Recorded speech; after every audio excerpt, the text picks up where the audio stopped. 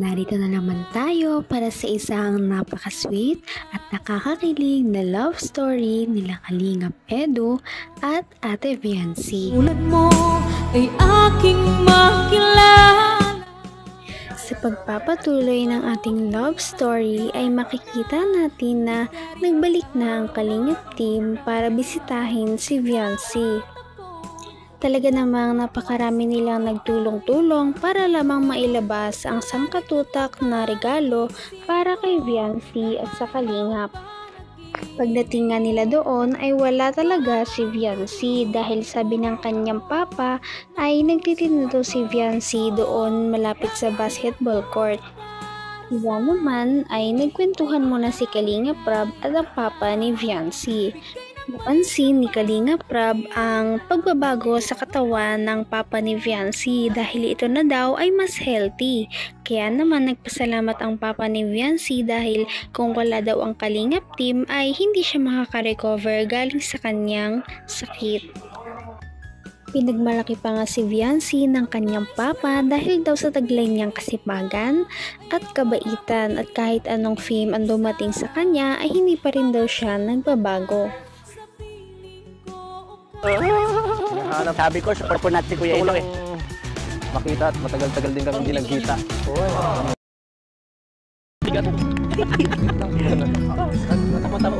Saglit lang po, magulo. Pabili po. Magkano doon sa tendera? Init. Malamig po kayo. Pwedeng mag-utang. Malamig. Pwede ba dito ang utang? Libre lang po. Ay, libre. Grabe. Grabe, joke lang. Nakakahiya naman. Magkano dito? Hindi po, libre lang po yan. Libre lang. Baka malibigan yan. Para sa akin lang. Ano po kami? Kayo din po. Grabe. Yan na. Ang swerte natin. Nilibre pa tayo. Napaka-sweet talaga ni Kalingap Edu dahil kahit natirik ng araw ay dinayo niya si Viancy sa kanilang pwesto. At doon ay naabutan nila si Viancy na napakasipag na nagtitinda kahit na mainit ang panahon. Siya ay nagtitinda ng iba't ibang pagkain kagaya ng isaw, hotdog at iba pa, kasama na rin ang mga palamig. Maya-maya ay binigyan na ni Viancy ang Kalingap team at si Kalingap Edu ng maiinom, kaya naman nagpasalamat sila dito. Mahahalata talaga natin kung gaano na-miss ni Kalingap Edu si Viancy dahil ilang linggo na daw silang hindi nagkikita. Kaya naman tuloy-tuloy ang kanilang pagpapakilig sa isa't isa. Mapapansin din natin na panay ang titig ni Viancy kay Kalingap Edu na para bang na-miss niya din ito. Ang nais ko laging Ang hirap. Kayo na po. Bakit mo ko hinahampas? Ang sakit. Mahiwagang tao eh. Hindi ka dito niinitan? Yun naman po. Sige po. Inaabala niya ako. Nasa mo nang tutuloy ito. Maganda ka. Namumula po kayo. Wait. Hotdog. Yan. Ito ano to? Fishball po. Fishball. Baka malagmula. Doon po muna tayo sa bahay. Ang init po. Okay lang naman sa akin kahit saan. Pagkatapos nga nito ay dumayo na sila pabalik sa bahay nila Viancy para naman mabuksan na nila ang iba't ibang regalo sa kanya ng mga sponsors. Napakamaasikaso talaga ni Viancy dahil kahit napagod na pagod siya sa pagtitinda kanina ay inisikaso niya pa rin si Kalingap Edu pagkapasok ng kanilang bahay. ang dalawa, palagi kang laman. Maganti ka. Dinalaan kita sa bahay. Namiss mo ako. Sa tagal natin din nagkita. Namiss mo naman ako. Miss ko po kayong lahat.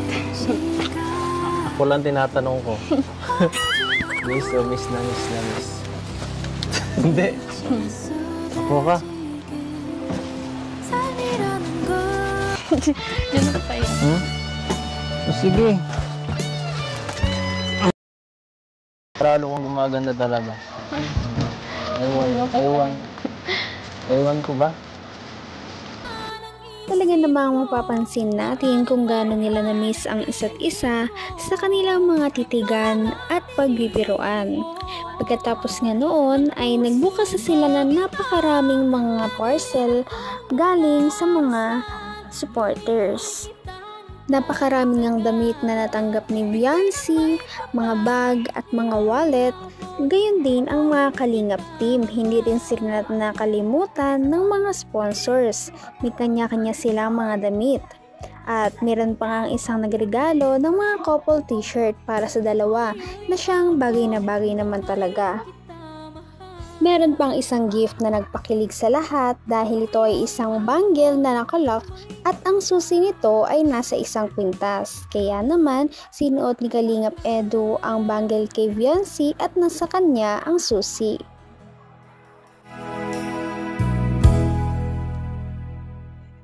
Si Ate Biancy, lupit. dapat. Grabe.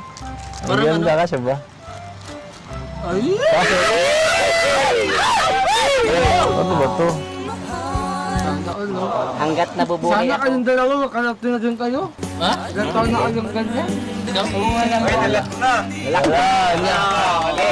Congratulations. Pagkatapos nito ay nag-request naman ang Kalingap team na kumanta naman daw si Viancy dahil miss na ng viewers ang kanyang napakagandang boses. Ngunit sa hindi inaasahan ay hindi lang si Viancy ang kumanta dahil hinarana din siya ni Kalingap Edu ng isang kanta. Kaya naman sila ay nagkantahan habang nagtititigan. Kaya naman kinilig ang mga viewers. Ang isip ko, kung ano bang panaginip ko. Alam niyo po ba? Lagi rin akong nagdarasal. Hihintay kita. Hello, ba't? Di ba yan, loser lang ko.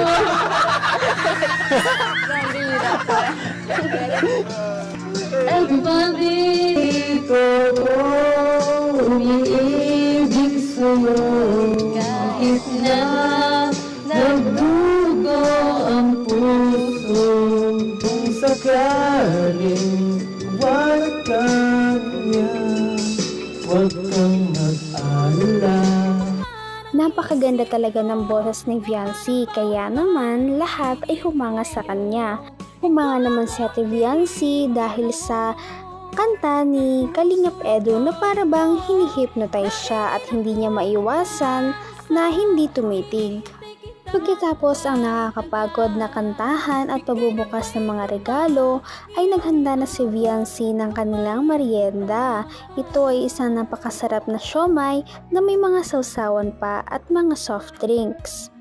Nagpasalamat talaga ang Kalingap team dahil kada punta nila doon ay hindi sila pinapabayaan ni Viancy na magutom. Kaya naman natatangi talaga si Viancy sa ibang mga Kalingap Angels dahil sa kanyang ugali. Kaya naman inuulan si Viancy ng mga suporta. So meron tayo ditong 35,000 pesos. Wow! 1,000 ito, meron tong paglalaanan. Ano? So unahin natin yung 5,000 para sa allowance ni Viancy. Yun, grabe. 1, 2, 3, 4, 5,000 pesos. Ayan. Wala dyan si tatay, wala no? Okay lang, okay lang. And 5,000 allowance mo, Viancy. And 10,000 para sa business nila, ano? Karagdagang puhunan. 1, 2, 3, 4. Ito, Viancy. Pang-open mo doon ng bank account. Kumbaga, start ng saving ni Viancy. Ano? Thank you po. Hindi ko na to, ikaw na hawak. Assignment mo to, dapat mag-open kayo ng bank account. Grabe naman ang 35,000 na binigay kay Viancy. Kaya naman parang pinipigilan niya na maiyak dahil na naman sa mga blessings na dumarating. Bukod sa 35,000 na yon, ay nadagdagan pa yon ng iba pang halaga galing naman sa iba pang mga sponsors. Talaga namang lubos-lubos ang pagpasalamat ni Viancy sa kanyang mga supporters na nagmamahal sa kanya. Kaya naman wala daw siya dito sa kanyang kinalalagyan kung wala ang kanyang mga supporters. At of course, dahil na rin kay Kalingap Edu. Sa short message din sa kanya ni Kalingap Edu ay nabunyag kung gaano ka-sweet si Viancy. Hindi ka nagbabago. Simulat sa full. Yung bite-bite niya, sweet pa yan. Oo. Pa-good morning lagi yan. Hira. Kaya naman, sana ipatuloy natin silang suportahan at mahalin si Viancy, si Kalingap Edu at ang Kalingap team. Yun lamang at maraming salamat sa panonood. Abangan natin kung magkakatuluyan ba talaga si Kalingap Edu at Viancy. Hanggang sa muli. Bye!